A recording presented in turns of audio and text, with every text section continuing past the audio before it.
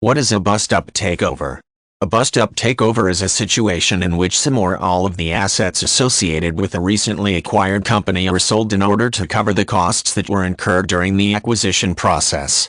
In some cases, the bust-up takeover will focus on a few key assets of the corporation in order to settle the indebtedness while still maintaining the operations and functionality of the corporation.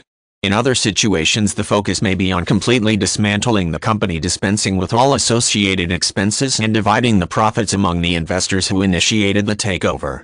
When a leveraged buyout is the means of orchestrating a friendly takeover of a company, the investors usually do so with an eye to restructuring the corporation and continuing operations. If this is the goal, the group of investors will often focus their attention on target companies that have a number of assets that are not central to the core business model of the corporation.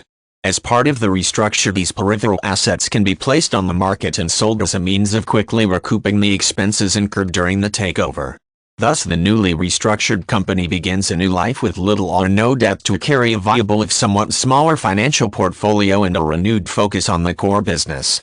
In takeovers where the aim is to acquire the company and dismantle it completely, a target company is selected that has plenty of assets which can be sold off in lots or singly. Often in this version of a bust-up takeover, the emphasis is on a quick sale of the assets so that expenses are repaid and the remaining profit can be distributed among the investors in the hostile takeover strategy.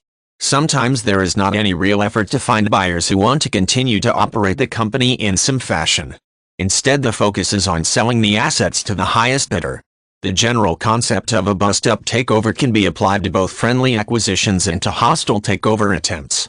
It is not unusual for at least a portion of the assets of a company to be sold by new owners as a means of recouping expenses.